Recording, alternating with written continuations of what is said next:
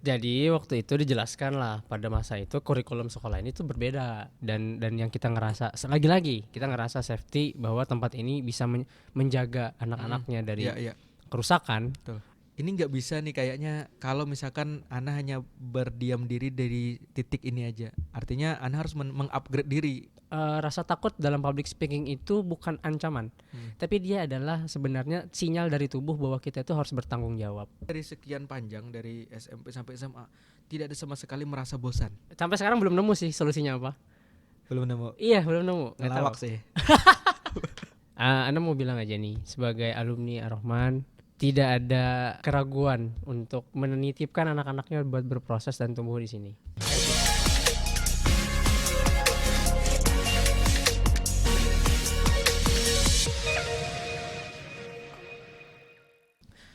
Bismillahirrahmanirrahim. Assalamualaikum warahmatullahi wabarakatuh. Kembali lagi di mau dijawab nih salamnya. Kita ulangi ya.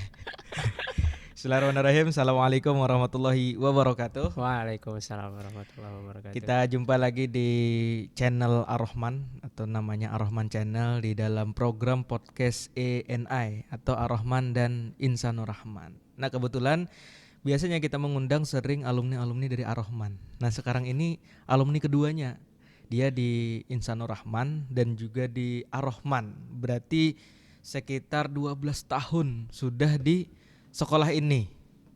Nah, siapakah dia? Sini boleh kita kenalkan Dava. Halo Mas Fahri. Iya. Dava ini angkatan berapa, Dav? Kalau di mana nih? Di SD. Kalau di SD angkatan 4. Angkatan 4. Kalau SMP angkatan 7. SMA angkatan 7 sama juga. angkatan 7 juga. Nah, Dava ini kan nama pendek tuh. Ya. Nah, nama panjangnya gimana? Soalnya saya sering, kalau saya bahkan di WA itu menamai nama Dava tuh nama Dava DZS. Oke. Betul ya itu ya? Betul. Nah, itu apa tuh DZS tuh? Ya, jadi nama itu panjang sebenarnya. Anak aku kan panjang. Di KTP juga dikomplain kemarin waktu bikin KTP. Dikomplain oleh. Terus Dia gimana? punya nama. Kalau kakak sepanjangan itu juga. Jadi nama anak itu Muhammad Dava Zildane Sucita Atmaja. Panjangnya. Iya, panjang seperti perjalanan hidup lah. Seandainya Dava nih gendernya perempuan, kasihan suaminya ya. Kan panjang benar nama tuh akot. Iyalah, untung laki-laki. Iya bener. Itu tuh ada kesannya apa nama itu? Oke lah, Muhammad kita kenal Nabi Muhammad. Kemudian Dava banyak lah nama Dava. Nah, yang setelahnya ini Zidane itu mungkin pemain bola. Itu gimana? Iya, benar. Oh, benar. Iya. Oh, benar. Gimana tuh? Jadi dulu tuh pernah cerita, Iya. nanya ke Bunda Papa kan. Kenapa namanya itu panjang? Iya. Terus kalau soal panjang tuh bukan permasalahan sih kata Bunda Papa. Yang penting tuh sejarahnya. Dulu nama kamu tuh sebenarnya maunya dikasih nama Bintang. Bentar, dari Dava jadi Bintang. Sebelumnya Bintang. Oh, sebelum jadi Dava. Oke, Bintang ke Dava. Dan kenapa itu tuh nama dari kakek dari ibu. Iya. Karena Ana tuh cucu pertama. Cucu pertama. Nah, mau dikasih cucu nama pertama Bintang. dari ibu atau ayah? Ibu atau iya benar. Iya, ibu atau dari dua-duanya. Oh, dua-duanya. Dua-duanya cucu pertama. Nah, dengan harapan suatu saat nanti itu hidupnya penuh dengan keberkahan lah. Ya, Bintang gitu. Terus dari Bunda Papa tuh kayaknya kalau Bintang udah banyak deh yang punya nama kayak gitu. Iya, jadi diganti betul. dengan nama Dava karena harapannya waktu itu doa dari orang tua tuh bilang Dava itu artinya yang pembela. Artinya pembela. Jadi Dava itu jadi pembela buat orang-orang terdekat, buat sesuatu yang memang pantas dibela kayak gitu. Terus Zilnya itu cuman imbuhan. Kalau dalam bahasa Arab kan ada Zulkarnain. Iya. Nah, Zil itu kayak cuman imbuhan aja. Zidane itu emang diambil dari nama pemain bola. Karena dulu papa tuh ngefans sama Zidane itu, pemain Prancis. Enggak, Zil ini memang ngambilnya dari bahasa Arab kah imbuhannya memang? Kalau itu enggak pernah nanya sih. Belum nanya ya. Tapi setelah Anda belajar bahasa Arab, ya, jadi paham bahwasanya itu imbuhan. Betul. Zil Zidane. Iya. Sama setelahnya Sucita Atmaja itu kombinasi nama Bunda Papa, orang tua. Berarti orang tuanya bucin ya. Kan dikasih nama itu. Berarti nama orang tua ibu Sucita. Iya, Slucita. Iya, Slucita. Nama ibunya papa. aja juga ngalih jualan. Nama papa Atmaja. Iya, jadi tuh nama-nama belakang aja yang diambil, dikombinasikan jadi satu. Nah, tapi kalau naik haji katanya atau umroh, Kalau zaman dulu kan nama-nama tuh pendek tuh yang satu kata. Iya. Kalau kurang maka harus ditambah pakai nama ayah dan nama kakek. Jadi misalkan kayak nenek Ana tuh Jumria, Marwan Ali. Marwan nama abahnya, kemudian Ali nama kakek beliau. Sama pada satu kata semua. Nah kalau antum kan gak ada perlu lagi tuh. Malahan dipotong kan Muhammad, Dafa sampai aja. Iya benar. Katanya seperti itu karena belum pernah naik haji juga Bang. Sama. Belum pernah umroh aja. Tapi enggak tahu ya buan suhu-suhu nih. Siapa tahu salah ya. Iya. Tapi ya seperti itulah. Nah, fun fact-nya ini sedikit nambahin. Ketika masuk kampus, nama itu udah enggak kepake. Jadi Anda enggak dipanggil Dafa lagi, dipanggil Muda. Nah, jangan-jangan ya Anda nebak aja ya. Iya. Karena Anda sebenarnya enggak tahu. Muda itu jangan-jangan singkatan dari nama yang sekarang. Betul. Nah, iya betul. Betul. Ya, Muhammad Dafa. Iya. Tapi yang belakangnya enggak dipakai, Zidane. Iya, jarang orang manggil pakai itu. Kecuali yang emang sering bercanda aja. Tapi antum mau sedikit ke samping ya. Terkait dengan tadi Zidane tuh. Nah setelah dikasih nama Zidane itu antum ngefans nggak juga sama pemain bola itu? Enggak, jujur enggak. Minta maaf nih. Maaf. Tapi sudah pensiun nggak ya? Hah? Sudah pensiun nggak? Sudah, dia kan jadi pelatih. Oh iya, tapi kan. Pelatih. Nah Dafa ini karena dikasih nama Zidane juga pemain bola ujungnya. Pada waktu itu. Iya, pada waktu itu dari TK atau SD? dari TK, iya benar dari TK. Dari TK tapi udah mulai nemu tempatnya tuh waktu masuk SD. Sempat ini juga kayak ikut organisasi sebutannya apa sih? Klub. Iya, sempat juga waktu SD sama SMP itu sempat masih. Iya. Klub. Pernah menang? Enggak sih. Belum. Seandainya menang mungkin sampai sekarang jadi Zidane beneran. Karena sama-sama kaki kiri. Kaki kiri juga. Anak kidal kalau main bola. Tapi kalau nulis tangan, jadi kayak gini. Jadi iya. Jangan-jangan PBB tuh bisa barengan. Iya. PBB. Okay.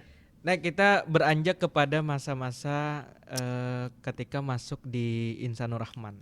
Itu tahun berapa ingat lah? Ingat. 2011. Berarti ke kelas saya di sini. Iya.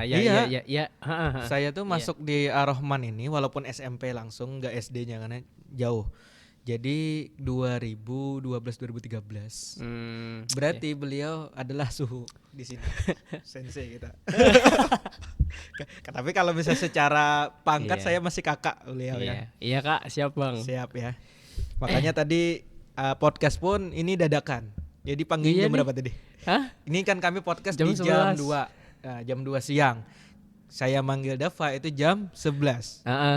Itu pas lagi baru bangun tidur. Karena badan lagi nggak enak lah waktu tadi pagi. Iya. Terus baru mau beres-beres lah masuk WA nih, kebiasaan deh dadakan. Jadi siap aja insyaallah ya. Iya. Karena udah terbiasa dadakan kita. Aman pengalaman dadakan ini. Jam terbang ini, jam terbang. Nah, di SD itu dulu itu apakah masuk di SD itu keinginan sendiri nih atau memang dari orang tua yang memilihkan? Kemudian orang tua memilih itu berdasarkan apa kalau orang tua ya? Tapi kalau diri sendiri yang memilih berdasarkan apa dulu? Oke, ini menarik ya kalau bicara soal SD karena waktu 2011 itu pertama kali masuk SD itu masih namanya Insan Tama kan. Iya. Nah, waktu masuk ke sana cuman waktu masuk itu jujur nih kita bicara soal sejarah. Iya. Dulu itu sekolah ini waktu berdiri, waktu anak observasi, wah itu kayak bukan tempat sekolah. Iya kan? Sama. Ana masih masih melihat seperti itu. Apalagi antum ya yang 2011. 2011 loh. Nah, jadi alasan masuk itu pertama, ini kombinasi memang agak cerita dikit ya. Cerita dikit. Boleh. Jadi dulu itu pas masih TK, penghujung sebelum masuk SD, itu orang tua nanya, kamu mau sekolah di mana nih SD? Bilang kayak gitu. Tapi pertanyaannya itu lebih dalam lagi. Pertanyaannya kayak gini. Waktu itu bunda yang nanya, kamu mau pilih mana? Pilih yang secara materi itu ada tertunjang gitu ya, fasilitasnya bagus, sekolahnya bagus, atau kamu lebih fokus sama akhirat? Itu pertanyaan waktu mau masuk SD. Oke. Nah, setelah itu dijawabnya? Waktu itu masih bimbang karena pilihannya 2 waktu itu. Kalau nggak ini sama RSBI, tahu RSBI nggak? Idaman, sekolah yang di Palem. Waktu itu bagus banget. Negeri. Iya, negeri. Idaman. Itu kan bagus tuh bangunannya pada masa itu gitu. Jadi sempat bolak-balik kan ke sini, ke sana gitu kan. Nah, akhirnya memutuskan untuk masuk sini. Jujur karena waktu masih kecil nggak terlalu jauh mikirnya tentang akhirat atau dunia. Meskipun orang tua nanyanya kayak gitu. Lebih ke Ana milih di sini bukan dekat. Di sini karena bisa main bola. Enggak. Ini pertanyaannya lah. Saya sebagai orang juga yang di awal-awal tahun 2012 itu tahu kondisi sekolah ini. Iya, tahu. Yang mana lapangannya pun gak ada. Ini mau main bola lapangan gak ada. Gawangnya tinggi sebelah. Iyalah. Benar ya. Di bagian sana rendah, di bagian sini tinggi. Jadi bisa kan nggak adil kalau misalkan gawangnya karena tinggi sebelah. Nah, alasannya karena mau main bola tuh gimana ceritanya? Jadi waktu itu dijelaskan lah pada masa itu kurikulum sekolah ini tuh berbeda. Jadi katanya kelas 1 sampai kelas 3 itu nggak terlalu ditekan untuk belajar formal. Ana inget banget betul. Itu. Jadi kalau mau kayak kata ustadznya tuh dulu kan ustadz apa namanya? Paku buminya nih, Ustadz Mulyadi, Ustadz Ratna dan teman-teman itu. Nah, beliau bilang kalau anak-anak ini kalau mau main ya main aja, tapi saya lagi belajar gitu. Dari situ kan waktu itu pengen eksplorasi gitu. Di sini kayaknya enak deh. Niatnya main ya. Iya, niatnya main. Bodo amat deh tempatnya nggak kayak gimana. Yang penting bisa buat explore. Nah dari situ akhirnya masuk ke SD. Iya, karena memang ini sedikit gambaran juga. Memang di SD Insanur Rahman pun sekarang itu tuh 1 sampai kelas 3 itu kita nggak menyediakan kayak kursi sama meja. Jadi menggunakan kenapa jadi alasannya pakai meja kecil karena memang masa itu memang masa mainnya anak-anak. Betul. Jadi anak-anak berlarian itu enak gitu kalau daripada yang kita kalau zaman anak dulu sekolah SD itu sudah pakai meja kayu. Duduk kalau misalkan nggak rapi itu dilempar kapur. Tapi Tapi maksudnya momennya adalah kita tuh kursi yang disuruh duduk gitu. Tapi pas melihat SD di sini waktu anak masuk, beda ini ternyata SD-nya. Ternyata dari situ ngambilnya. Walaupun sebenarnya lapangannya tadi satu lah, nggak ada lapangan tadi. Gawangnya beda-beda, sama banyak tunggul. Ana tuh pernah robek loh kaki Ana gara-gara bola. Pernah. Sama. Robek kaki, rusak, macam-macam lah. Sepatu. Kan. Iya lagi sepatu. Oke lah, sepatunya proper. Lapangannya kan nggak mendukung. Sepatunya bagus, ya, tapi lapangannya nggak mendukung. Tapi dengan alasan itu akhirnya masuk SD. Akhirnya masuk sih. Cuma lumayan unik juga sih kok sekelas antum sudah diberikan pilihan. Karena kan sebenarnya kan itu masih SD, TK menuju SD. Tapi sudah diberikan pilihan. Bukan pendidikan orang tua antum bukan pokoknya harus sekolah di sini. Iya sih. Iya kan? Baru nggak. Diberi pilihan nih. Berarti ada tetap ada hak antum untuk memilih. Iya, padahal waktu itu masih kecil ya. Masih kecil. Antum bisa aja memilih yang fasilitasnya lebih bagus, yang lebih mentereng. Di angkatan 4 yang kemarin. Iya, angkatan 4 itu belum jauh banget itu. Belum jauh banget dengan generasi perintis. Iya, generasi perintis. Berapa total jumlah siswa angkatan antum waktu di kelas 4? Kelas 4 waktu antum masuk angkatan 4. Totalnya kurang lebih 50-an lah. Kalau salah dikoreksi aja. Sudah 50 ya? Iya. Soalnya angkatan 1 kan 4 orang aja. Betul. Ihwannya 4 orang aja. Awardnya tuh ada berapa banyak? Itu ini yang Anda tahu apakah benar atau tidak? Setiap kelas meeting atau dulu namanya Insan Tama Cup, pasti kelasnya Dava yang menang bola. Masuk 3 besar aja sih. Masuk 3 besar ya. Aja. Tapi masuk menang terus gitu. Iya. Daripada yang kakak-kakak yang besar kan? Iya, yang masuk 3 besar. Lumayan kuat lah ininya. Ya itu kan teraktualisasi benar-benar kan berarti gitu loh. Zidane-nya tadi masih terrealisasi di SD. Bukan paradoks, ironisnya Ana justru ngefans sama Messi dulu. Orang tua Messi bodo amat gitu kayak gimana. Cuman kalau sama papa tuh dulu fans Real Madrid. Ana Barcelona Real Madrid. Iya, sampai sekarang. Sekarang udah enggak terlalu ngikutin bola. Kalau antum ngikutin sekarang enggak juga. Udah gantung sepatu nih. Berpindah lah. Oke lah. Penting kita tinggalkan masa SD. Kalau dijelaskan lagi lumayan cukup panjang itu SD. Atau ini aja, momen paling antum tidak terlupakan dah selama SD itu apa? Apakah itu momennya menyedihkan ataupun menyenangkan? Ada gak? Ini kocak sih sebenarnya. Gimana? Dan Anda nggak pernah lupa momen ini. Jadi dulu tuh jujur ya, mohon maaf sekali dulu saya juga badung. Teman-teman saya badung nih. Saya menjadi fakta yang ini ya, fakta saksi matanya juga. Tapi sebadung-badungnya kalau boleh ngomong jujur, tapi gadung itu bukan badung yang mohon maaf brengsek dalam artian ngerokok. Nggak yang kayak gimana? Ya anu aja normal sebagai aktif. Mau aktif gitu. Ustadznya ngomong ini anak jawabin. Terus orang belajar anak main gitu. Dan di satu momen waktu itu anak kelas 3. Nah, kelas 3 masih ingat banget. Nah, aula itu masih proses pembangunan. Aula lagi proses pembangunan. Nah, dulu pintu kamar mandinya itu pintu yang plastik. Betul. Nah, ya kan? Pintu plastik, belum pintu kayu ulin. Itu sering jebol loh. Nah, dulu kita tuh jadiin anak-anak tuh sama anak tuh main di aula itu yang masih dalam tahap pembangunan tuh kayak lapangan perang. Ya. Main PB dulu zamannya PB. Oh, bukan. Oke lah, PB benar. Enggak main benteng-bentengan. Enggak, kita main tembak-tembakan. Jadi ceritanya pakai kayu gitu. Kalau kami zamannya udah main benteng dulu. Iya. Nah, zaman itu kita jadiin medan perang gitu kan. Terus ngikutin gaya-gaya di game-game itu yang kalau buka pintu nendang. Iya. Tendang lah pintunya, deng. Pintu ini. Pintu kamar mandi. Wah, iya. Pintu kamar mandi anak tendang, terus alhamdulillahnya nggak jebol. Cuma langsung jatuh gini ngidek ke dalam. Langsung ya, anak benerin lagi tuh. Bisa. Iya, anak benerin nggak dipasang, ditutup aja. Ditutup aja. Ada kabur, tapi dalam kondisi deg-degan gitu kan, deg-degan. Dan itu tuh ada kakak kelas tuh yang dibilangin, hayu kau, hayu.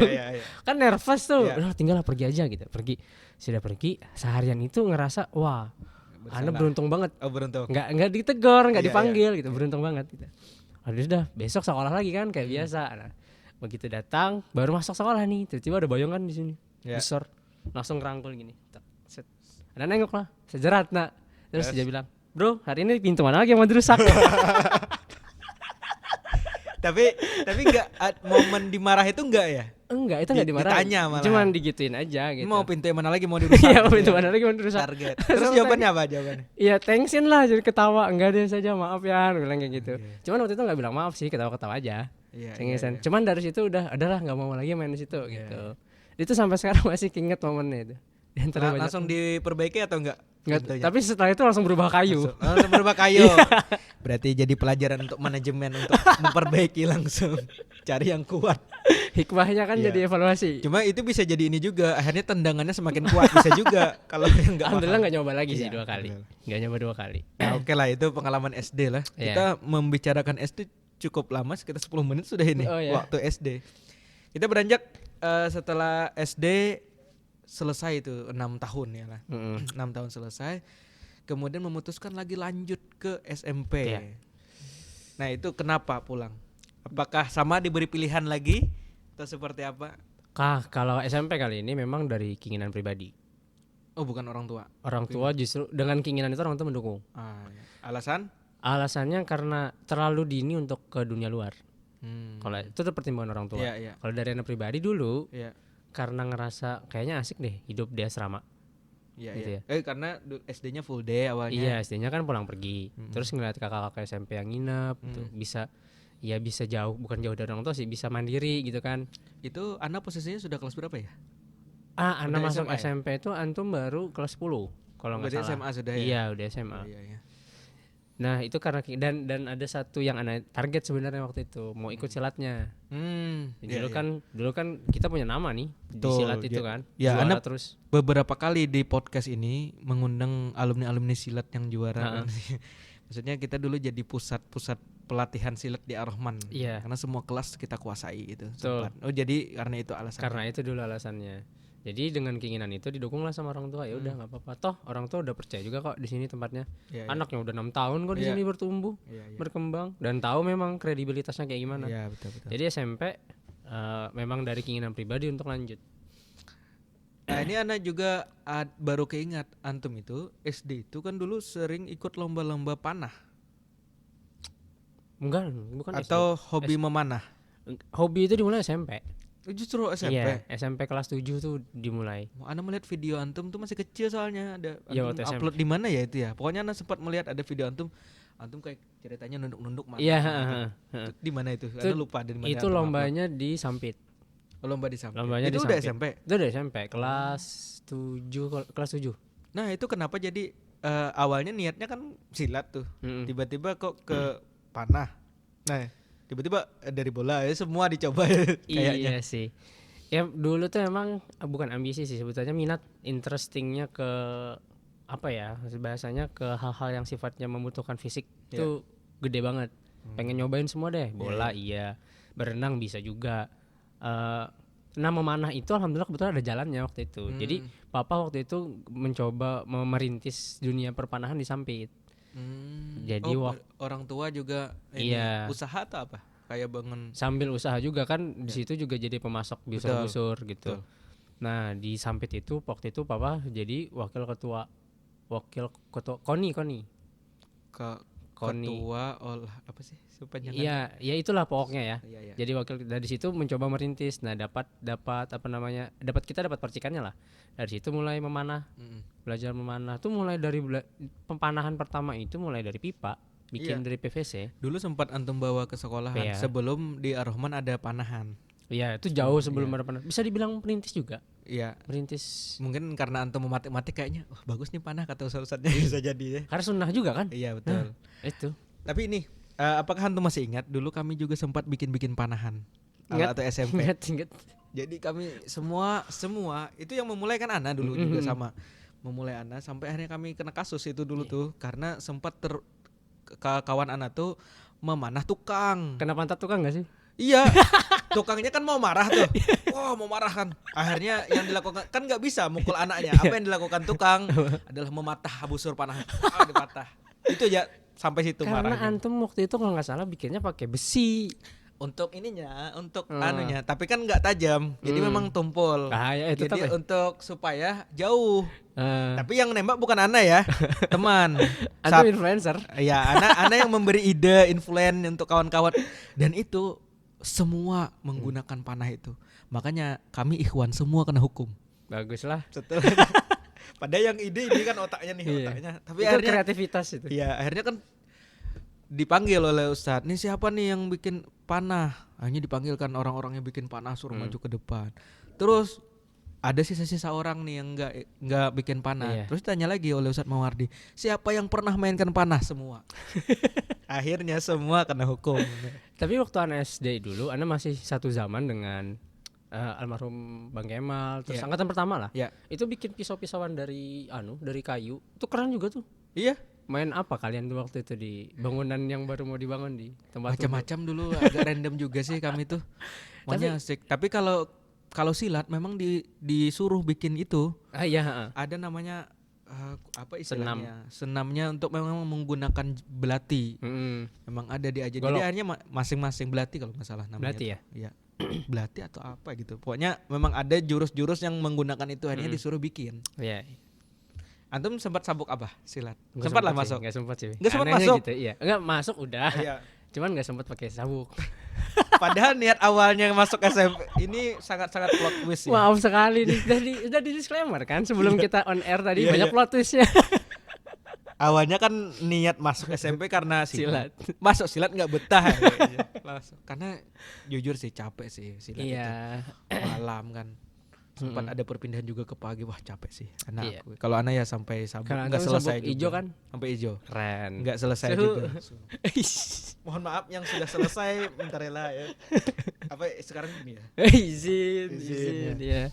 Dah, ada momen lagi. Oh ya ada, ternyata dulu kalau sekarang di SMP itu OSIS namanya. Iya. Ternyata Dava ini dulu salah satu ketua dari apa sebutannya? Dulu OPMA namanya. OPMA. Nah, OPMA itu apa itu?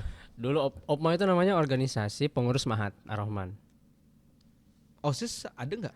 Jadi ada dua, ada OSIS reguler, OPMA itu ngurus yang di jadwal Mahat. Jadi dibagi dua, dulu OSIS reguler itu jam sekolah, OPMA itu ngurus dari asar. Jadi kalau bagian waktu itu dari jam 8 sampai jam 3 itu urusan OSIS. Nanti dari jam habis asar sampai malam itu urusannya Mahat. Ana nggak sempat loh nemu itu. Mungkin Ana sudah keluar dari sini waktu. Ana kelas 8 waktu jadi ketua. Kelas 8 lah? Iya. Berarti Ana yang nggak ngeh lah. Antum nggak ngeh kayaknya. Kayaknya ini menarik nih karena dulu kalau OSMA kan sekarang sebutannya sentralistik. Kalau OSMA untuk semua. Iya, udah satu kan. Satu. Kalau dulu tuh istilahnya ada otonomi. Jadi SMP dikasih wewenang untuk ngurus dia sendiri. Tapi nanti dalam proses birokrasinya ada sinkronisasi lah antara SMP sama SMA. Kadang beda ini kan. Mungkin bisa jadi clash juga tuh. Iya benar. Makanya mungkin hadis Nabi itu gini. Kalau misalkan ada dua pemimpin dalam satu bunuhlah salah satu. Jangan-jangan itu yang bikin organisasinya Bisa hancur. jadi ya.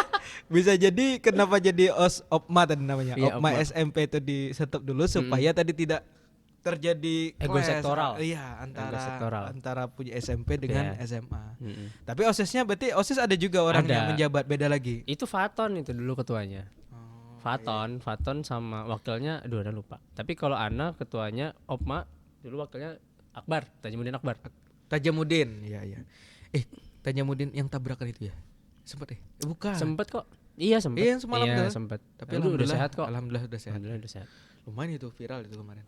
Iya, Kita iya. kesana ya. Ya, semoga Tajamuddin kalau menonton ini walaupun kemungkinannya kecil.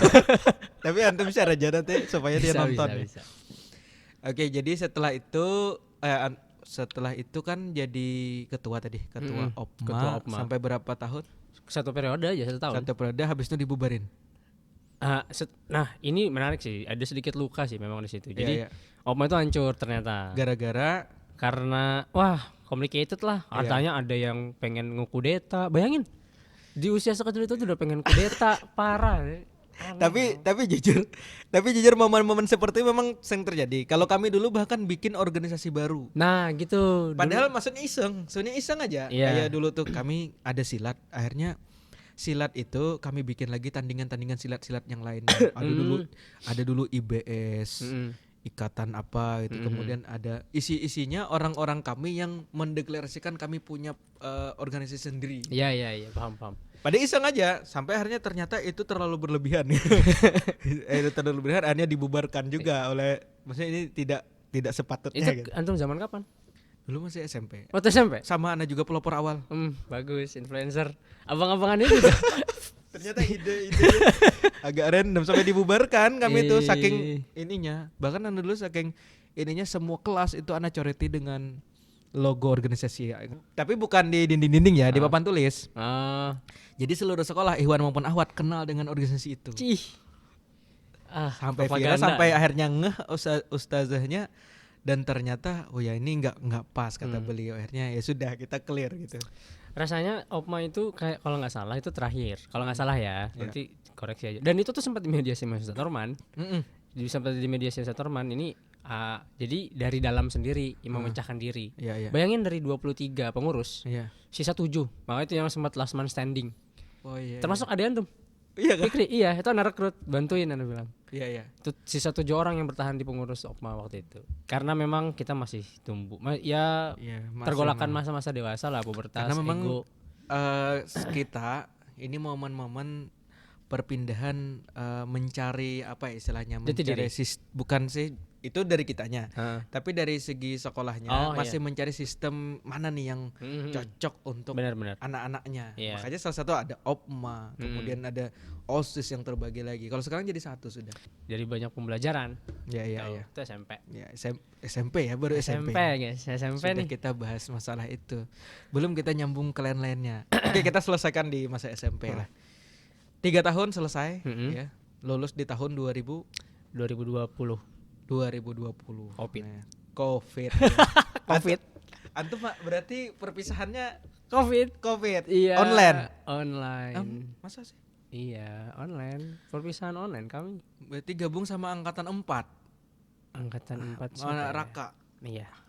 Iya kan mereka yang bukannya ke Singapura sama Malaysia dapat bonus Singapura Malaysia, tapi waktu perpisahan online. Itu hurtful moment sih. Luka. Apa-apaan kita ini? Sudah membayangkan ini hotel gitu kan kayak biasanya. Ternyata guys di depan Zoom kita perpisahan. Ana yang baca Sakapur Siri itu nangis itu karena kesel. Bukan sedihnya ada, cuman kesel nih kenapa perpisahannya di Zoom ini. Jadi sebenarnya Anda merasa awalnya angkatan Anda yang sedih. Awalnya Anda merasa ya. Kenapa? Karena kami perpisahannya bulan puasa. Bulan puasa dan siang sampai sore crowded. Akhirnya nggak ada foto bersama dengan guru. Angkatan kami SMA tuh. Anda merasa kayaknya angkatan yang yang menyedihkan nih angkatan kami dah, angkatan mulai ada nasib mulai. Ya, ternyata setelah lulus kejadiannya angkatan beliau lebih sakit lagi online. Ana nonton videonya, video antum nyanyi lagu apa judulnya? Itu Sebaris Memori Masa, pales semua. Karena online. Kalau live kan kita nggak terlalu fales ya. Kalau ini kan semuanya fales digabung-gabung dirangkai-rangkai jadi satu, jelek sih. Parah sih itu. Iya siap. Ya siap. Tapi ya itu. Walaupun puasa offline lah ya. Iya, tapi okay. Online guys, kita puasa jarak. Ya Allah. Tapi ya itulah ada momen-momen itu. Selesai. Nah di masa COVID itu, nih otomatis kan semuanya akhirnya online. Iya. Memutuskan untuk masuk lagi ke Ar-Rahman dengan kondisi seperti itu, sedangkan kita nggak boleh sama sekali bertemu, sedangkan pondok harus pasti ketemu. Iya. Karena mondok. Nah itu gimana jadi tiba-tiba memutuskan lagi ke SMA? Di titik ini itu bukan lagi soal keinginan, ini tentang keadaan. Oh tentang keadaan. Iya tentang keadaan. Jadi SMP itu udah punya cita-cita pengen lanjut SMA-nya di Insan Tama Bogor. Karena dulu kita Insan Tama, Insan Tama Banjarbaru, mau lanjut ke Insan Tama Bogor. Tapi memang meskipun waktu anak kelas 7 itu kan kita udah transisi kan, udah berdiri sendiri di Ar-Rahman. Tapi tetap pengen ke Insan Tama Bogor karena emang ngelihat keren-keren deh orangnya di sana. Pengen coba pengalaman baru lah di sana. Qadarullah Covid. Nah, qadarullah Covid dan di momen sudah daftar nggak di sana? Sudah daftar? Belum. Oh, tapi belum. udah sempat observasi langsung, udah tempat kedatang, udah datang ke sananya. Nah, qadarullah Covid itu kan semua runtuh ya. Moral runtuh tuh moral tuh aduh. Parah sih. Ada tuh parah sih. Karena masuk lagi kan momen udah ada antum juga tuh Pak Tuan kesini lagi. Ekonomi runtuh, itu kita gerak susah. Jadi ya udah satu-satunya jalan dan yang kita ngerasa lagi-lagi kita ngerasa safety bahwa tempat ini bisa menjaga anak-anaknya dari kerusakan. Betul. Wah itu luar biasa sih efek dari Covid itu moral tuh benar-benar rusak. Terutama dari segi kata-kata. Itu luar biasa. Karena kita disuguhkan 24/7 sama HP kan. Iya. Konten-konten itu nggak ke-filter lagi. 24/7 selama 1 tahun kita disumpalin sama. Kan sekarang ada yang live streaming yang berbulan-bulan. Dengan kata-katanya juga nggak terkontrol. Dan itu disenangi banyak orang. Tuh. Bahkan mencontohkan yang nggak puasa pun sekarang biasa aja kayak gitu. Nah, akhirnya itu yang menjadi alasan latar belakang lanjut ke sini lagi. Iya, itu. Jadi angkatan 7 lagi. Angkatan 7 lagi. Itu momen itu langsung masuk asrama nggak? Kita sempat hybrid kok. Bentar. Antum ini angkatan Fikri atau enggak sih? Di atas Fikri. Oh di atas Fikri. Iya di atas Fikri. Oh pantas tadi bisa merekrut Fikri tadi ya. Iya waktu SMP. Benar. Itu di atasnya Fikri. Kelas sebentar. Ini ada momen yang terlewat sebenarnya di SMP kita ini. Apa? Momen kita ke Bogor. Mustakili. Oh iya benar. Ana ingat adik Ana. Berangkat bareng kita berangkat bareng. Kan Ana sudah pengabdian. Ana sudah mengabdi sama Bang Ainal. Betul. Akhirnya kita ke Bogor untuk nih nggak nyambung lagi kan beliau nih yang awalnya tadi bola, silat, tiba-tiba dapat beasiswa bahasa Arab. Terus nggak tuh. Makanya sekarang Ana punya moto, hidup gimana? Yang mudah diprediksi orang itu tidak seru. Betul juga. Iya, hidup yang mudah diprediksi itu nggak seru. Jadi memang harus pintar-pintar bikin plot twist sih. Meskipun tuh bagian dari takdir juga. Mulai mencintai ini kembali ini ya. Mulai mencintai bahasa Arab gitu ya. Dulu apakah dari SD sudah suka bahasa Arab? Oke, plot twist nih, asik. SD Ana belajar bahasa Arab. Ini Ustaz Sanjay kalau nonton, kalau Ustaz Sanjay masih ingat, Ana tuh belajar bahasa Arab yang bahasa Arab. Waktu itu bukunya ada buku gitu ya. Baina Yadaik bukan? Bukan, yang satunya dulu lupa. Buat SD pokoknya lupa SD namanya. Itu belajar domir. Belajar domir, huwa huma hum itu terus sorof. Cuman disuruh ngisi aja lanjutan yang ngikutin pola. Ana enggak bisa. Ana marah lempar bukunya. Buku apaan ini dia bilang. Di depan Ustaz Sanjay itu waktu itu. Terus beliau gimana responnya? Sabar lah. Beliau sabar kan. Enggak, itu anak kelas 6 loh. Ustaz Sanjay nonton ya. Kayaknya Ustaz Sanjay nonton deh. Waktu itu iya deh. Dan Ustaz Sanjay itu, Ana tuh kaget juga waktu itu. Beliau ketawa-ketawa aja. Jadi diambil bukunya udah disimpan. Habis itu kita pulangan itu sore.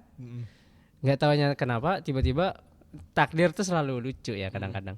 Di SMP ketemu sama metode Mustakili waktu itu. Nah di momen ini Ana baru ketemu jodohnya. Karena kita 1 bulan kan pertama kali itu yang dipis buat ngomong bahasa Arab kan. Di situ Ana ngerasa wah ini kesempatan buat aktualisasi lagi.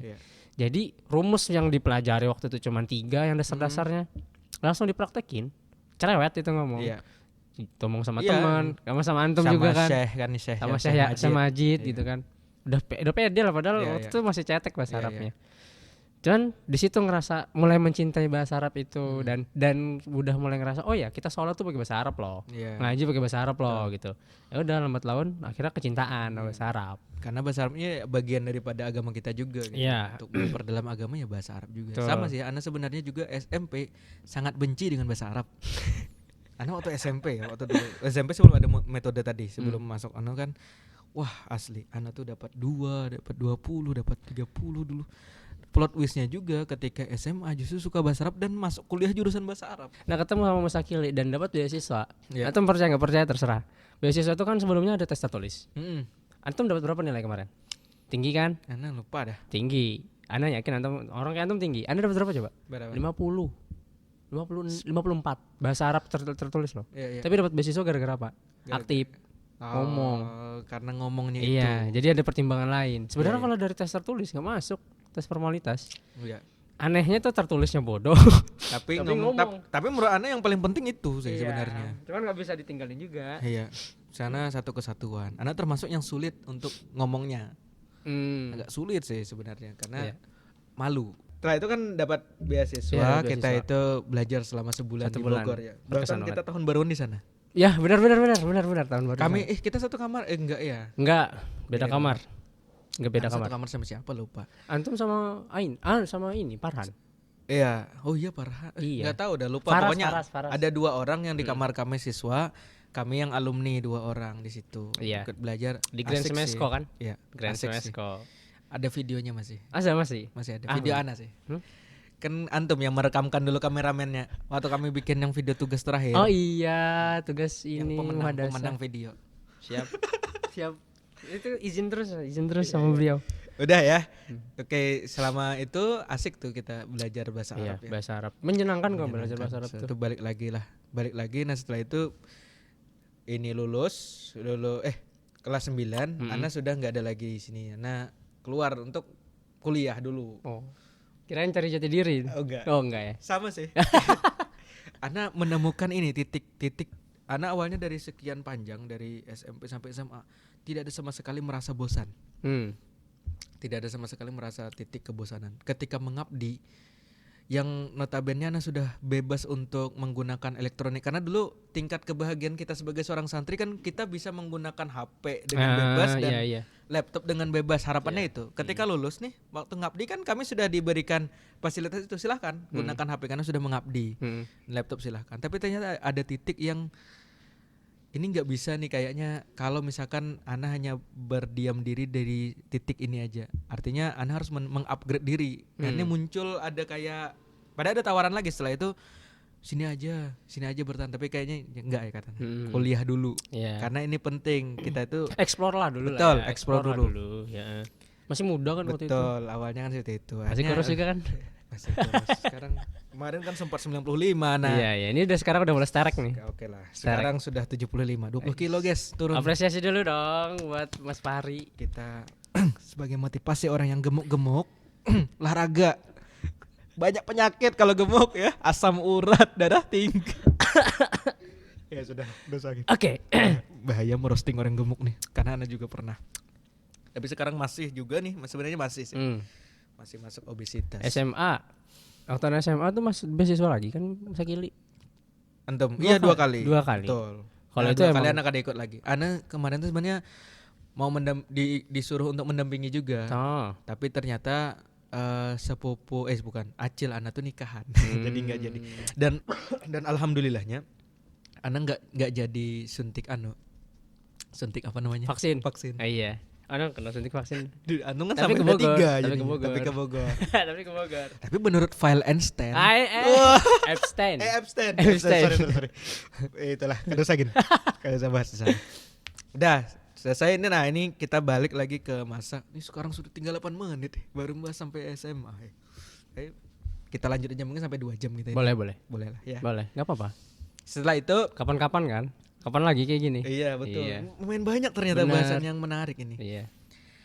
Lanjut ke SMA, proses menuju ke SMA itu tadi karena kondisi. Iya, benar karena kondisi. Karena kondisi akhirnya selama berapa bulan enggak ke sekolah?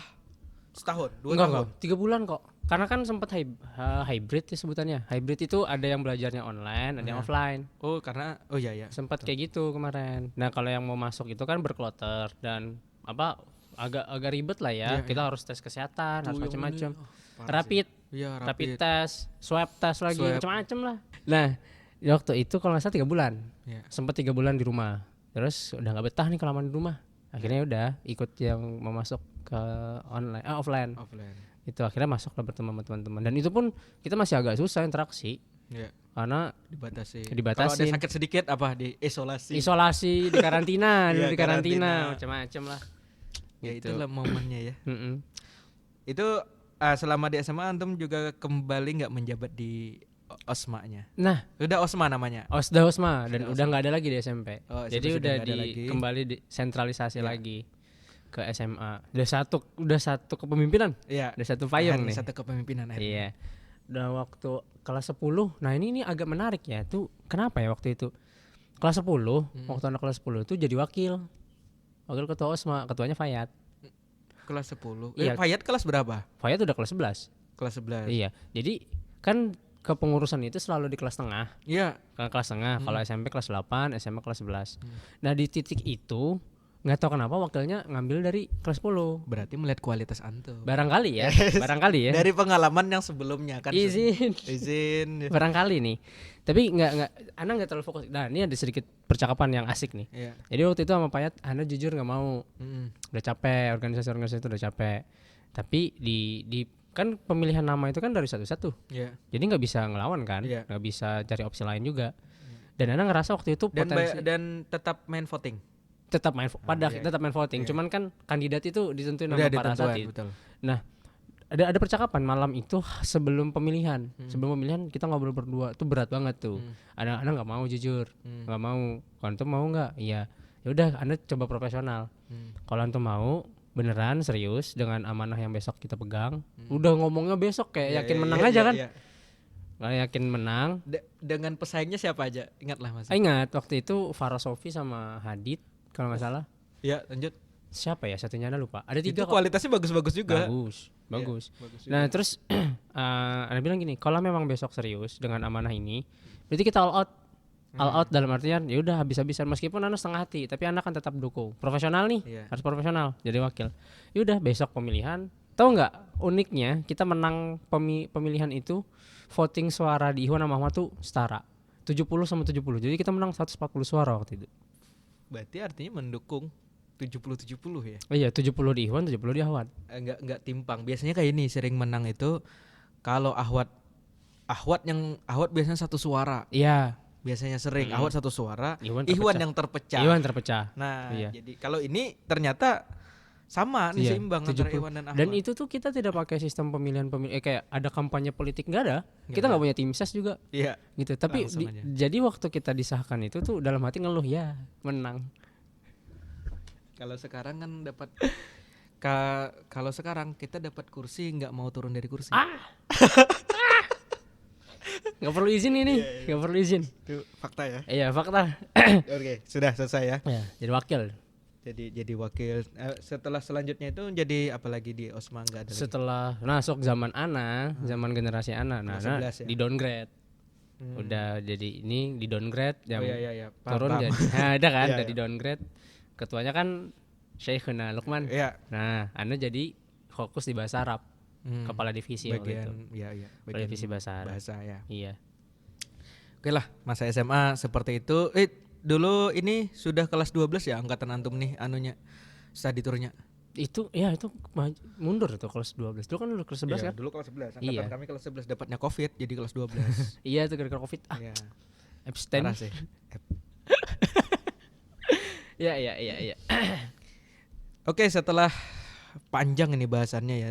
Tadi dari SD-nya Islam, kemudian SMP-nya Islam, SMA-nya Islam. Jangan-jangan plot twist-nya kuliahnya. Anda enggak murtad loh. Jangan bilang plot twist ini. Bukan. Islam plot twist. Biasanya kan gitu kalau stand up komedian tuh lurus patah. Punchline. Iya, bahaya mah kalau punchline akidah. Tapi kan maksudnya berkecimpung di Islam lah, sekolah Islam loh, dari SD sampai SMA sekolah Islam. Tapi ternyata ketika kuliah di mana? Dihukum. Dihukum. Ngambil di Fakultas Hukum. Iya. Adik kelasnya yang podcaster sebelumnya siapa? Fakih. Adik tingkat. Iya, saya gengsi sih mengakui adik tingkat beliau itu. Kenapa? Gak tahu, gak suka aja. izin. Beliau mau di atas berarti. Ya jadi itu tuh di tahun berapa lulus? Di 2023. 2003. Iya. Ini berarti semester berapa? Semester 6.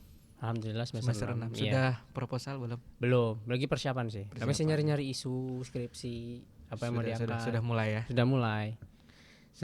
Selama kuliah ini sudah ya ada nggak KKN-nya sih kalau hukum? Kalau di situ nggak ada. Kita magang aja. Magang aja. KKN tuh nggak ada. Anda mau nanya dah. Boleh. Karena penasaran lumayan lama nih dengan Fakultas Hukum. Kenapa Fakultas Hukum? Ini di ULM ya? Iya. Betul ya, di ULM. Kenapa Fakultas Hukum almetnya 2? Antum kan nanya kenapa nama hukum dulu? Oh, enggak nanti dulu itu. Nanti. Ini dulu. Nah, kalau dengar tapi nggak tahu ya, nggak dalamin. Sekarang udah dijadiin satu kok. Merah. Jadi nggak kuning aja. Oh, kuning yang aja. merah itu jadi opsional. Kalau dulu memang 2. Karena Fakultas Hukum itu fakultas tertua di ULM. Oh. Itu fakultas tertua. Fakultas baru tahu Hukum nih, baru tahu nih. Fakultas pertama yang ada di Universitas Lambung Mangkurat itu Fakultas Hukum. Jangan-jangan itu jangan-jangan itu tadi almet pertama mungkin ya bisa warna merah. Barangkali iya kayaknya. Oh, tapi Gitu. sekarang sudah jadi satu. Sekarang udah dijadikan satu. Bisa kok boleh kalau mau pakai almet merah, cuman itu opsional dan bayar. Dulu tuh dikasih kita. Gratis. Sampai anak maba 2023 itu masih dikasih. Iya. Generasi bawahnya baru ada kebijakan baru. Nah, jadi kuning. Iya. Yang merah tuh opsional. Gitu. Oke lah, itu sekedar penasaran aja. Kita lanjut ke tadi yang antum yang apa tadi? Nanya antum nggak nanya alasan di hukum. Nah, sekarang Ana tanya apa alasannya? Ini lucu juga, banyak plot twist sih sebenarnya. Gimana? Ana tuh nggak mau masuk hukum dulu ya. Tadi kan kayak ini ya, kita agak random juga ya. Yang awalnya tadi alasan apa tadi silat, tapi ternyata enggak silat. Kemudian kalau SMA oke lah dapat dipahami karena kondisi. Kalau ini sama, kenapa? Jujur, Ana nggak ada niat mau masuk hukum dulu. Jadi setelah waktu SMA itu pengen ke kuliah ke luar negeri, pengen ke Madinah. Iya, dulu kan antum menyiapkan banget bahasa Arabnya itu. Iya, emang kita mau sampai menang sampai enggak menang.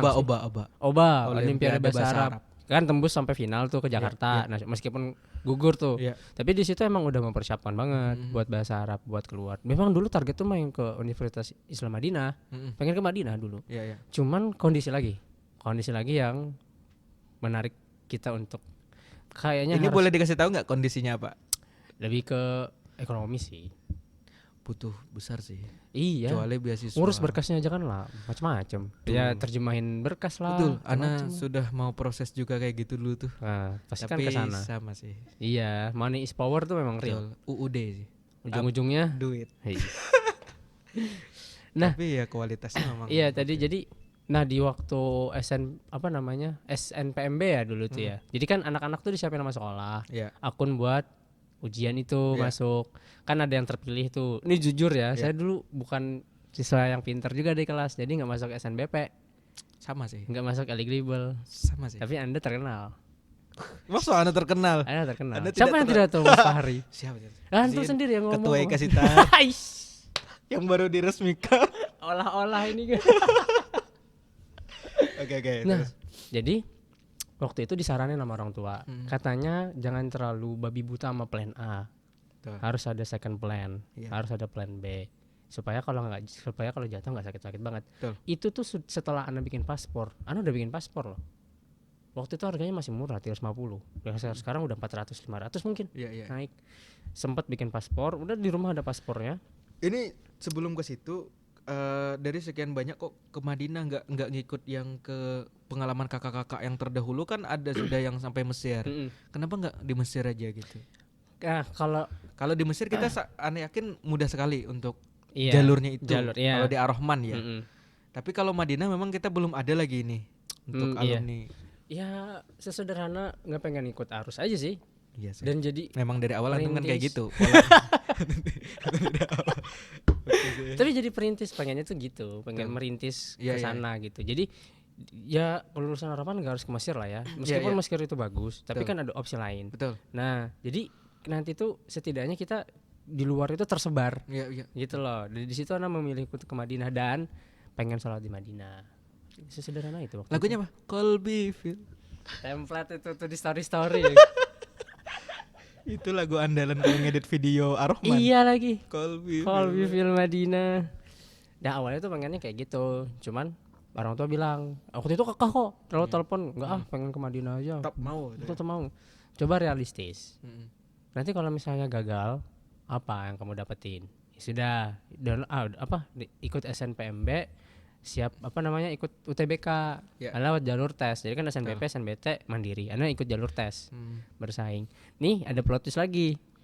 Jadi Anda berangkat tuh diantar sama papa pakai motor. Dan itu tuh benar-benar murni doa orang tua. Ana nggak belajar sama sekali dan bukan Ana meremehkan, tapi karena emang nggak siap. Orang dadakan kok. Berangkat misalnya sama orang tua, Anda Mas mau tes ke Banjarmasin, minta doanya. Ya didoain. Itu benar-benar sama perjalanan itu benar-benar modal doa orang tua. Nggak ada belajar, nggak ada mati-matian gitu loh. Nah tes sudah segala macam, pulang pakai tayo. Nah itu sambil perkenalan tuh observasi. Karena kalau misalnya lolos kan kuliahnya tuh jauh. Jadi selama ini kuliah pulang pergi. Ini dari Banjarbaru. Dari Banjarbaru Banjarmasin. Pakai tayo lagi. Pakai tayo. 2.000 lebih murah. Atau banyak yang enggak ngeh tayo. Tayo itu apa? Tayo itu kan nama kartun sebenarnya. Bis Trans teman-teman. Bis Trans yang hijau-hijau itu. Apa sih sebutannya sini kalau Trans Banjar Bakula. Trans Banjar B apa? Banjarbaru. TBK ya. Iya, Trans Banjar Bakula. Iya itu. Nanti ada lagi BRT yang warna biru. Oh iya BRT dulu. Dulu awal-awal perkenalan itu waktu anak awal-awal masuk kuliah 2018-19. Baru memperkenalkan ini loh Banjarmasin sudah ada ini. Dan itu gratis kan dulu kan? Gratis. Sekarang berapa? Berbayar. 5.000. Kalau reguler 5.000, tapi kalau ada tarif khusus buat pelajar 2.000. Kita pakai tarif khusus. Murah. Itu tanda keseriusan aja sih. Efisiensi juga. Iya betul sih. Panas enggak, hujan enggak. Tidur lah di jalan. Pernah telat? Pernah telat? Sering lah. Ya enggak sering-sering juga, cuman pasti ada. Lebih sakit lagi tuh bukan telat. Lebih sakit lagi tuh kalau mendadak enggak ada kelas. Iya parah sih. Ana juga pengalaman seperti Ana kan pakai motor ya dari Sungai Tabuk itu ke Banjar itu. Apalagi pakai motor. Wah, udah macetnya. Luar biasa beliau ini. Udah macetnya ya. Iya, bau-bau knalpot, badan enggak enak, panas. Tahu juga sih, memang kayak gitu kayaknya polanya. Iya. Jadi di sisi lain ambil plan B lagi. Lanjut yang tadi ya. Daftar di ULM, Anda daftar di kuliah gratis juga online. Yang lewat Setanto itu Sofwa. Tahu kan? Sofwa. Iya. Begitu pengumuman 1 bulan berikutnya, alhamdulillah yang di ULM lolos, yang Sofwa lolos. Jadi posisinya 2 degree sebenarnya. Terus? Cuman terbengkalai yang di Mesir ini. Itu di Mesir kan. Online, cuman kuliahnya online. Cuman terbengkalai sama aktivitas yang di sini. Bayar juga yang online tuh? Enggak, gratis. Gratis. Kalau seandainya seriusin sih lulus bisa 2 double degree sih. 2. Iya, cuman inilah fokus Setanto sekarang kan luar biasa sih beliau. Double sekarang apa? LC, SPD, MPD. Luar biasa, Masya Allah, tabarakallah. Ya itulah guru-guru kita. Kalau Ana kayaknya nggak sanggup dah. Ana mau sih, tapi Ana tuh nggak bisa yang online karena Ana orangnya kayaknya nggak bisa. Nah, sama. Kenapa terbengkalai? Karena terlalu fokus sama yang offline. Nah, disitulah perjalanan kuliah di hukum itu dimulai. Sudah. Iya. Dan ternyata setelah dijalani, oh iya ternyata agak cocok-cocok juga ya. Gitu. Karena nggak ada matematikanya. Masa statistik ada nggak? Nggak ada. Masa nggak ada? Kita belajar hukum waris aja paling. Ada matematika. Iya, cuman kan nggak yang sama. Ana alasan milih bahasa Arab karena nggak ada matematikanya. Ternyata ada statistik masuk. Sama, ujungnya menghitung juga. Iya. Tapi kalau ngitung duit bisa sih. Dan sekarang saya jadi admin. Bayangkan. Tetapnya ngitung duit juga. Padahal termasuk menghindari itu ya. Iya, gitu. Jadi perjalanannya di situ. Dan kuliah di hukum itu enggak berarti kita menghafal pasal loh. Enggak kok. Iya. Enggak. Kita enggak menghafal pasal. Kita tuh memahami kasus. Benar-benar ini dioptimalisasi buat menganalisa. Berpikir kritis tuh diperlukan di fakultas itu. Di kampus itu. Jadi kita belajar itu tidak menghafal, tapi memang benar-benar menganalisa dari perspektif-perspektif. Seberapa penting membaca itu untuk orang-orang yang di fakultas hukum? Penting banget, tapi Ana nggak mau generalisir ya. Kalau memang membaca itu tuh penting buat semua orang, karena kan betul. Wahyu pertama Iqra, itu. Cuman di hukum itu selain memang kekuatan membaca, ketelitian itu juga diperhitungkan. Bahaya nih kalau kita misalnya mau menjerat orang dengan pasal yang dia memang melakukan tindak pidana, salah pasal aja, lepas itu tuntutan. Onslah kalau bahasa hukumnya. Onslah. Lepas tuh tuntutannya. Sama kayak ini ke dokter salah diagnosis orang betul. bisa mati. Nah, itu dia. Yang Makanya awalnya. katanya hukum itu dokter sosial. Ya. Permasalahan. Selama di kuliah ini ada aktif nggak di organisasi atau apa? Ada. Jadi tahun 2024 aktif masuk di BEM fakultas. Langsung. Langsung. Masuk 2023. Masuk 2023, 2024 setahun. Semester Masuk. 2-nya baru masuk. Karena mereka nerima yang semester 2, semester genap. Semester genap Iya, baru nerima. di fakultas itu 2, 4, 6 itu masih diterima. Itu melakukan pendaftaran. Bisa Pure nggak lolos? Bisa lah, besar kok. Gara-gara apa? Kalau nggak lolosnya? Macam-macam sih, karena pengalaman mungkin. Ya. Terus itu IPK dihitung. IPK Yang itu minimal masuk tuh IPK 3,5. IPK 3,5. Kok Anda merasa masuk BEM itu kayak Anda rasa mudah? Beda-beda kali, beda-beda kampus ya. Enggak, kayaknya lah. Birokrasi. Soalnya kalau Anda sistemnya ditarik. Nah, Anda itu. Anda di fakultas mau ditarik jadi Demak, Dewan. Kalau kami UIN ya, Demak. Yeah. Di Univ mau ditarik juga tanpa tes. Berarti tidak berdasarkan meritnya, meritokrasi. Apa tuh artinya? Meritokrasi itu berdasarkan ya pendaftaran kayak ya kalau anak ya. Nggak tahu, kalau teman-teman yang lain pasti melalui tes segala macam. Kalau anak karena orangnya terkenal gini, kita sombong dulu ya. Sebenarnya sih orang dalam ya. Mau ditarik karena cuma satu yang Ana bisa, yang kemungkinan banyak orang tidak bisa waktu itu. Kalau sekarang udah banyak. Public speaking. Bukan. Desain grafis. Ya, abang-abangan ini emang luar biasa sih. Seni beliau ini. Iya. Desain grafis itu ternyata penting untuk opini buat mahasiswa. Iya, propaganda. Betul. Tapi Anda nggak menerima karena sudah aktif di Ar-Rahman. Udah ditarik lagi di Ar-Rahman, jadi udah kayaknya nggak usah. Anda sempat gini kemarin tuh menawarkan, boleh nggak kalau misalnya Anda menerima, tapi Anda nggak mau gabung-gabung ngumpul-ngumpul dengan orang-orang BEM. Tapi ternyata nggak boleh, harus tetap ada ngumpul-ngumpulnya. Yalah. Karena waktu Anda di HMJ, Anda bisa melakukan itu 2 periode, nggak pernah ngumpul dengan mereka, Anda masih disuruh untuk menjabat. Bahasa kasarnya numpang nama gak sih? Tapi Anda seberpengaruh itu. Izin sesepuh luar biasa suhu ini. Saya suka orang-orang seperti ini.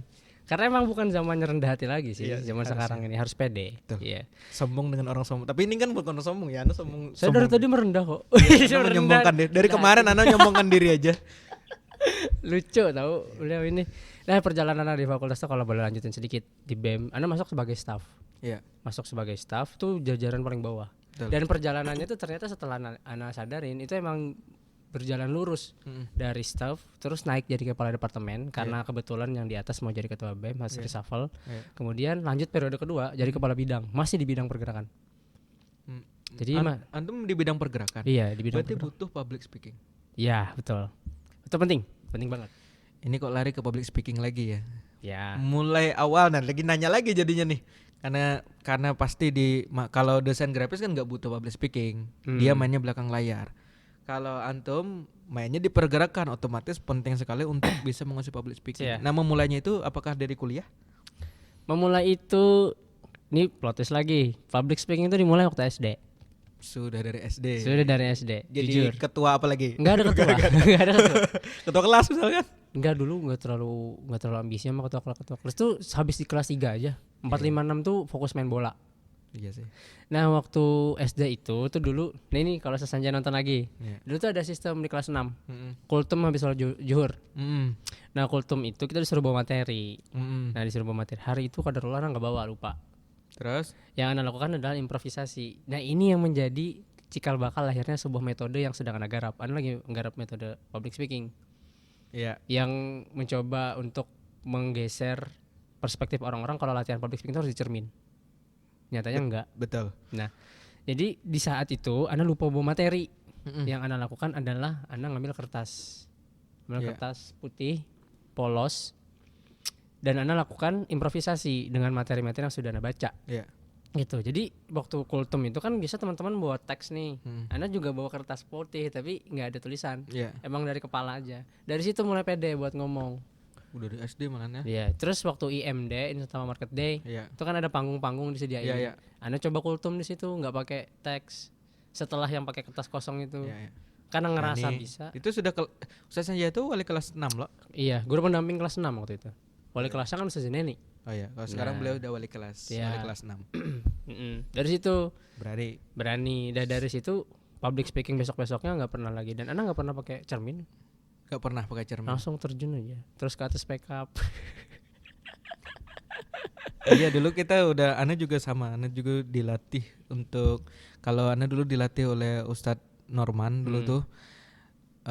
Latihannya adalah ketika santri dan santriwati itu keluar dari masjid.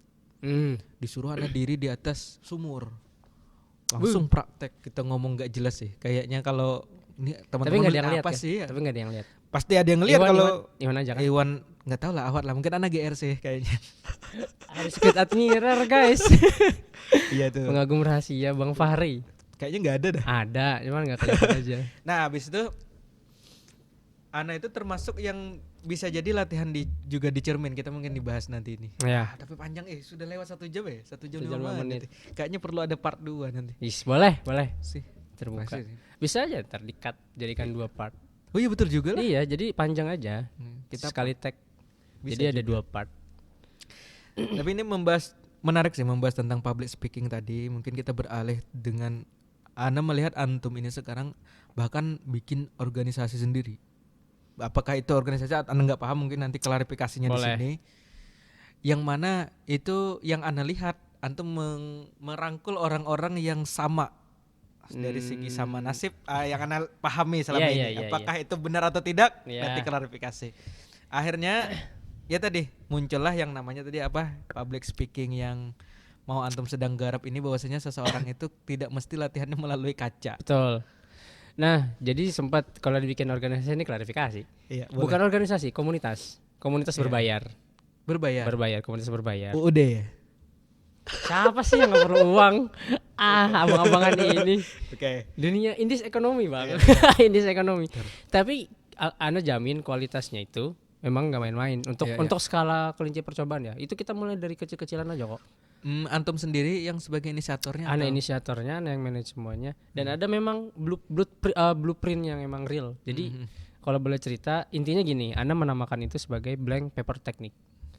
Diambil dari filosofi kertas putih polos itu. Yang dari kelas 6 SD tadi. Iya, dari kelas 6 SD. Itu antum ceritakan enggak sama yang Ana ceritakan? Oh, ceritakan. Ana ceritakan. Bagian dari dasar kenapa metode ini lahir. Yeah.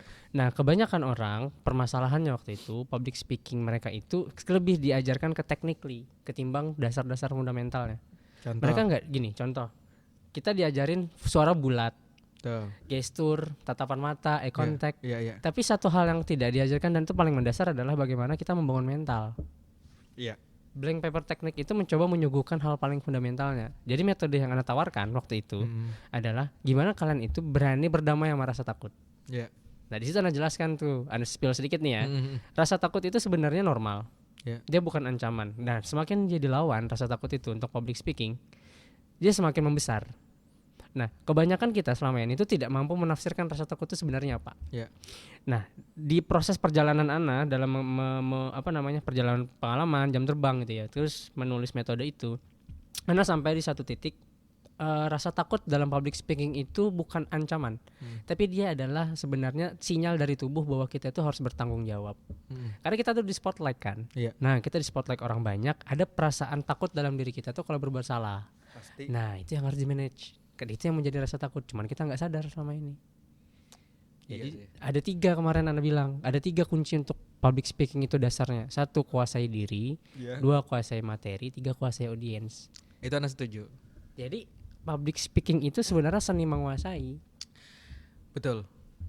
Kalau Ana sih, Ana nggak terlalu paham dengan teknik-teknik itu. Tapi dengan beberapa kali juga praktek-praktek itu, yang paling penting menurut Ana adalah bagaimana kita menguasai panggung. Betul. Menguasai panggung. Karena menguasai panggung itu semua ya? Menguasai diri sendiri dan juga penonton harus bisa terkendali. Betul. Nah, Ana tuh coba melakukan beberapa kali pengamatan. Semakin sempurna kita public speaking, justru atmosfer audiens itu semakin tidak cair. Betul. Ana membuktikan kemarin di acara pembukaan. Begitu Bang Fakih naik dengan gaya dia yang non teks, kan pecah. Sama kayak antum juga. Nah, beda dengan kalau misalnya kita tertata dan terdikte sama teks. Betul.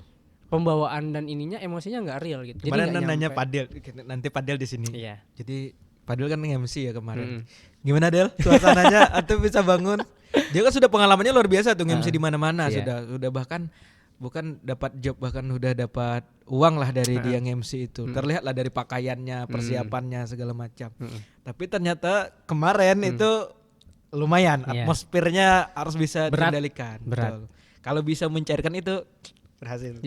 Tantangan banget kemarin. Iya, tantangan sih. Iya, dia kan nyadarin kok. Karena Ana juga sempat MC kok kedua waktu di kampus. MC moderator. Itu ada perbedaan tuh antara MC sama moderator. Ini menarik nih, Mbak, karena melihat ke antum ada menotis ke moderator. Kemarin lihat beberapa kali itu ada postingan antum memoderator seminar kah? Seminar nasional. Nah, talk show sama seminar nasional. Itu membahas apa? Kalau talk show kita bicara tentang gimana nanti orang-orang hukum itu kerjanya. Apakah emang harus linear atau dia bisa multidisiplin ilmu? Oh, lebih ke situ bahasanya. Jadi membuka pemikiran anak hukum lah. Kalau kita tuh nanti kerja tuh nggak harus hukum kok. Banyak gitu. Itu kalau talk show. Itu di dalam rangkaian Law Festival waktu itu. Di seminar nasional kita ngebahas tentang waktu itu narasumbernya Bivitri Susanti. Yang ini yang terkenal kemarin YouTube-nya Dirty Vote. Itu lumayan menggoncang. Iya betul. Indonesia itu kerasa senang banget sih, pengalaman berkesan. Karena kita bisa bareng sama beliau di backstage gitu kan, berdua ngobrol-ngobrol dulu. Terus dia bawakan materi yang memang berbobot, berat gitu. Nah, perbedaannya setelah Ana telusuri berdasarkan pengalaman, moderator sama MC itu ternyata beda peran. Moderator itu dia pembawaannya lebih luas, lebih luas gitu. Moderator itu pembawa acara. Kalau MC sebutan Ana adalah pengantar acara. Itu beda. Betul. Karena MC itu Anda baru tahu nih, walaupun Anda sering MC, tapi baru tahu ini istilah-istilah kayak gini. MC itu kan master of ceremony. Kalau moderator kan dia yang ngendaliin semuanya. Ngendaliin materi, ngendaliin narasumber, ngendaliin arah dialog, ngendaliin. Dan itu tuh nggak mudah loh. Anda setelah berada di forum itu tuh wah ternyata lumayan berat ya gitu. Belum lagi kita harus bikin audiens itu nggak terdistract sama rasa ngantuk sama macam-macam gitu. Kita harus benar-benar bisa. Itu moderator. Kalau MC kan dia cuma bacain teks secara formal. Gitu. Dan MC itu secara gestur dia cuma berdiri di panggung. Intinya dia nggak boleh banyak inilah. Itu MC menurut antum berarti MC itu yang formal. Kalau yang dia nge-MC tapi bawaannya asik, apakah MC juga sebutannya?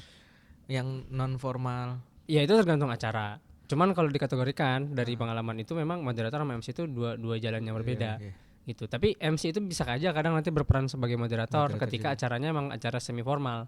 Kalau kayak misalnya acara kayak seminar, talk show kan harus dibagi perannya. Oh, dibagi lah. Harus dibagi, ada MC, ada moderator.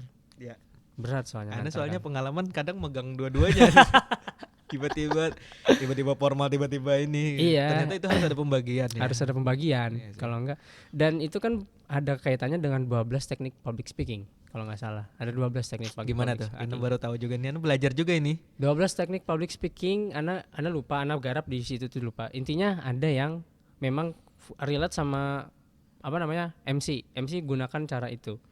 Dia harus presisi, dia harus nggak boleh salah, artikulasi dia harus benar. Betul. Kalau moderator ini menarik. Karena moderator ini sebenarnya dia tidak punya titik celah sebenarnya. Kenapa tidak punya titik celah? Mau sesalah apapun dia, orang-orang nggak tahu kalau itu ada kesalahan sepanjang dia bisa memoles. Makanya tadi balik lagi ke seni. Kalau nge-MC itu memang harus latihan. Iya. Suara harus bulat dan lain-lain. Bulat, apalagi jangan sampai salah nyebut nama. Nah dulu pernah pengalaman seminar nasional salah nyebut nama pemateri, wah itu fatal sih. Nah, kalau boleh bilang lebih berat mana antara moderator sama MC? Menurut Ana nih lebih berat moderator. Karena moderator tuh harus aware sama semuanya. Dia aware dengan audiens, dia aware dengan narasumber, dia aware dengan materi. Dan nggak boleh juga menguasai panggung sendiri. Iya. Kadang moderator bisa ngambil alih. Iya. Di saat-saat tertentu. Betul. Improvisasi itu nggak gampang. Betul. Nggak gampang. Apalagi itulah suka-dukanya moderator. Tapi kalau hendak belajar lebih lanjut terkait dengan teknik-teknik ini mungkin bisa langsung hubungi Dava aja. Jadi promosi dong. Kan bisa. Masih proses perampungan lah. Tapi Anda yakin sudah berapa tahun? Apanya? Ini yang baru pertama kemarin. Baru jalan pertama. Kemarin di mana? Di kafe? Di kafe kemarin. Di kafe ya. Iya, di kafe. Sudah terlihat progres kawan-kawannya. Luar biasa sih alhamdulillah teman-teman tuh. Dari awalnya yang gemetaran lah. Sampai akhirnya satu anak nih, kalau boleh sedikit cerita testimoni.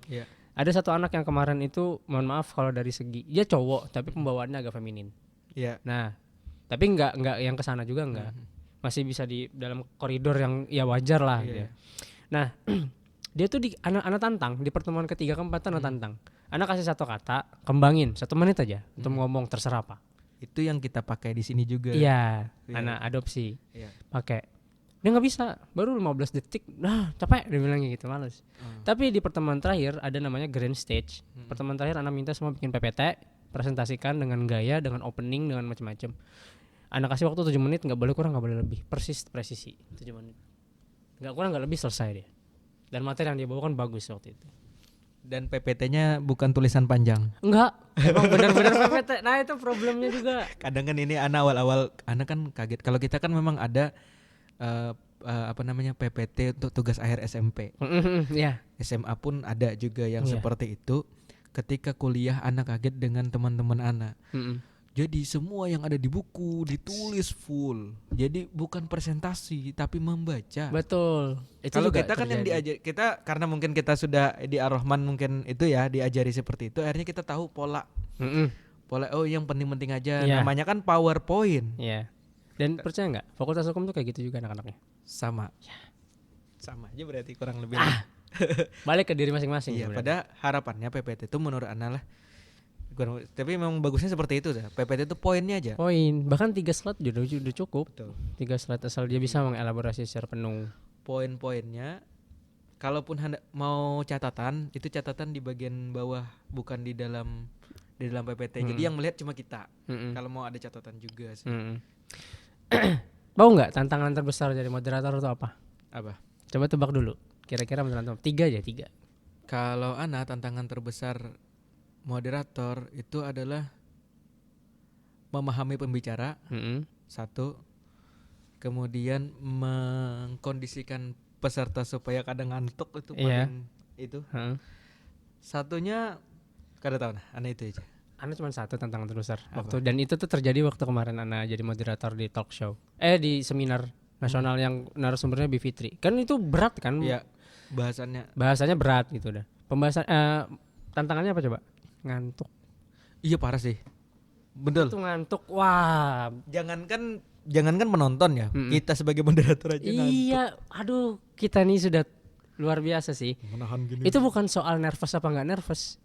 Itu udah enggak nervous kan sudah hilang. Iya, nervous sudah hilang karena jam terbang dan lain-lain kan. Iya. Ketika di atas itu duduk dengerin pembicara ngomong dan materinya berat, wah, tantangan terbesar itu ngantuk. Dan di saat ngantuk kita harus berimprovisasi tuh. Iya sih. Ana paham itu. Ya. Ana berapa kali memoderator juga yang kualitasnya di atas kita. Iya. Dokter.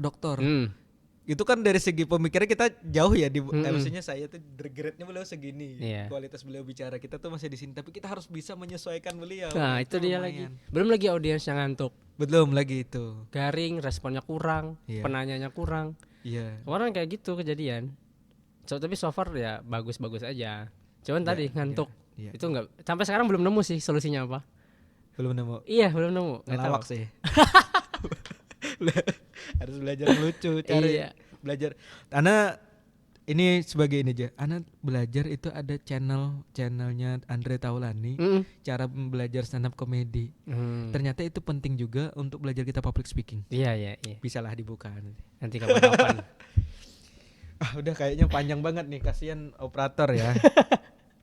Jadi banyak sekali, mungkin kalau misalkan ada pertemuan selanjutnya nanti bisa lagi kita jumpa. Sebenarnya bahasannya cukup panjang.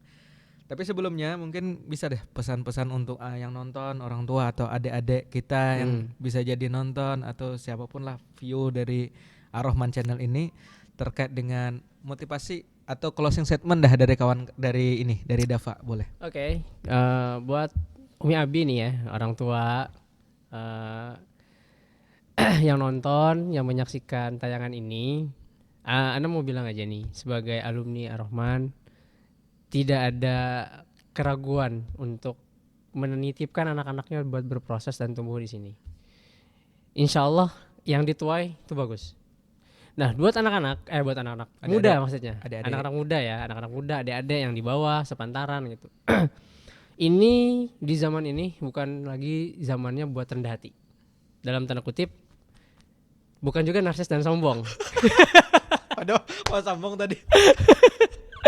Iya, karena apa? Karena zaman ini udah zaman yang benar-benar kita memerlukan lentera. Betul. Tidak boleh lagi kita yang bahasanya, kalau dulu kita masih sungkan-sungkan sama ilmu yang kita punya. Kita punya kemampuan apa, skill apa, kita masih segan-segan. Kali ini buang semua rasa segan itu dan coba tunjukkan ke dunia. Supaya apa? Supaya umat ini nggak kehilangan arah. Betul. Supaya umat ini nggak kehilangan lentera gitu ya. Lentera. Karena sesuai dengan hadis Nabi, suatu saat kan kita akhir zaman itu akan dipimpin sama pemimpin-pemimpin yang inkompeten. Betul. Kalau misalnya orang-orang yang punya kemampuan ini tidak bersuara, tidak show up gitu ya. Ya umat akan kehilangan mercusuar, umat akan kehilangan arah gitu loh. Jadi buat teman-teman ya yang saat ini sedang berproses, sedang berprogres, gak usah ada insecure, show up aja. Dunia akan lebih menghargai orang-orang yang menunjukkan eksistensinya. Gitu. Terima kasih banyak kepada muda unggul bertakwa. Jadi pas berarti jokesnya nih. Oke, muda ya Muhammad Dafa. Tapi sebelumnya nih, sebelum berakhir ya, ada ini bingkisan dari Radio Ar-Rahman. Diterima seini aja. Terima kasih bingkisan ya. dari Ar-Rahman. Alhamdulillah. Yang penting tuh ngobrolnya. Iya sih. Kita sudah sebenarnya mengagendakan ini sudah sebulan yang lalu. Sebulan ya? 2 bulan. Sebulan apa setahun sih? Yang kemarin nikahan Iya, sudah sebulan, 2 bulanan kayaknya. 2 bulan ya? 2 bulan. 2 bulan dan Ana lupa. Ini baru ingat lagi dan ketika ingat dadakan. Iya. Karena apa? Karena Ana jadi panitia dadakan juga kemarin. Iya, karena kemarin juga jadi panitia dadakan, dapat tilawah dadakan. Habis itu jadi imam dadakan. Setelah itu jadi apa lagi? Khutbah juga dadakan. Sekarang acara ini pun dadakan. Tapi luar biasa, beliau sudah bisa memaksimalkan kualitas beliau yang didapatkan dari Ar-Rahman. Nanti ya kalau teman-teman sekolah di Ar-Rahman akan menemukan hakikat dari ilmu dadakan. Betul. Percaya deh kata-kata. Kita tuh enggak ada itu yang hamin sejam, hamin sehari, hamin 2 hari itu apa itu? Kami hamin sejam. Agenda-agenda besar itu kadang juga tank di saat itu juga. Bisa juga. Oke. Kembali berjumpa lagi di podcast selanjutnya. Terima kasih banyak. Assalamualaikum warahmatullahi wabarakatuh. Waalaikumsalam. Ayo kita bersekolah di Ar-Rahman.